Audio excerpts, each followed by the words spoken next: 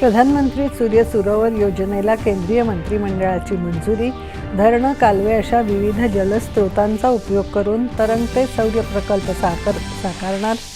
PM किसान योजनेला 5 वर्षांची मुदतवाढ देण्याचाही निर्णय.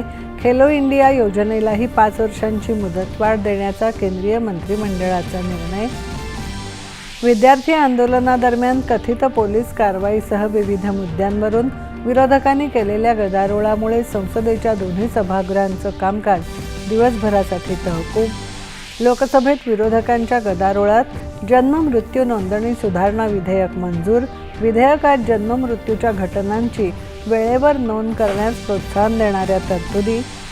फेसबुक, इंस्टाग्रामवर पंतप्रधान नरेंद्र मोदी यांच्या विरोधात आक्षेपार्ह मजकूर प्रसारित झाल्याप्रकरणी मेटा इंडियाच्या भारतातील प्रमुखांसह FIR दाखल.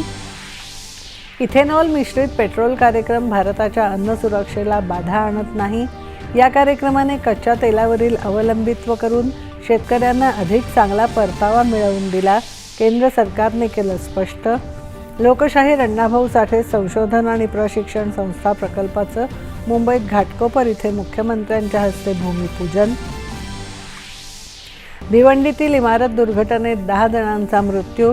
राज्य शासनाकडून प्रत्येक मृताच्या कुटुंबियांना 5 लाख रुपयांची मदत जाहीर. ग्लासगो इथे सुरू असलेल्या राष्ट्रकुल क्रीडा स्पर्धेत भारताच्या अस्मिता डे आणि हर्ष सिंग यांनी ज्युडो प्रकारात केली सुवर्णपदकांची कमाई. आणि राज्यात काही भागात पावसाचा पुन्हा जोर.